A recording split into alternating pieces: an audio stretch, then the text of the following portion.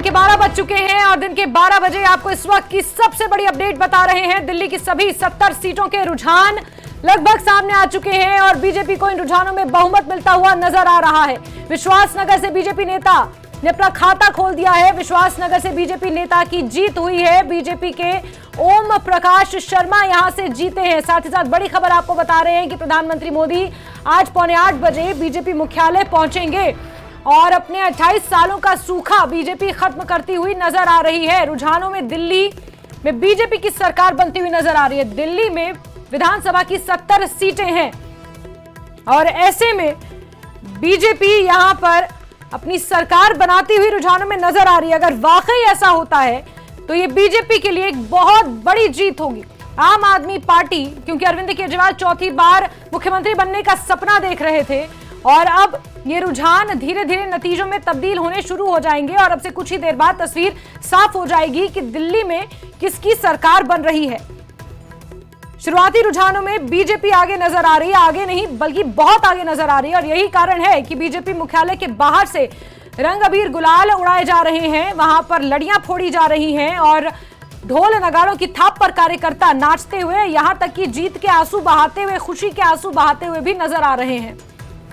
बहुत जल्द दिल्ली की तस्वीर साफ होने वाली है। दिल्ली की सभी 70 सीटों के रुझान आ चुके हैं। अब रुझान बहुत जल्द नतीजों में तब्दील होंगे। बीजेपी मुख्यालय के बाहर की ये तस्वीरें हैं। आप देख सकते हैं किस तरह यहां पर कार्यकर्ता उत्साहित हैं। बीजेपी के लिए ये अपने आप एक बहुत बड़ी जीत है।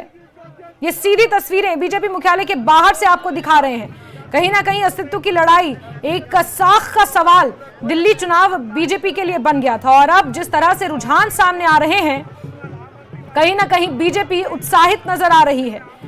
और आपको बता दें कि 28 सालों बाद सत्ता में वापसी ये बीजेपी के लिए एक बहुत बड़ी जीत है।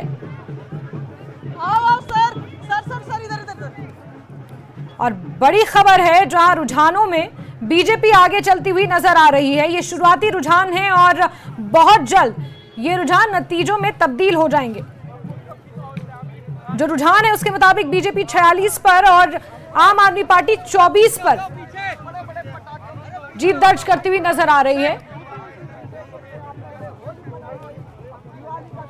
तो नई दिल्ली से प्रवेश वर्मा आगे चल रहे हैं, बीजेपी के उम्मीदवार हैं। नई दिल्ली क्योंकि एक हाई प्रोफाइल सीट है और प्रवेश वर्मा यहां से आगे चल रहे हैं।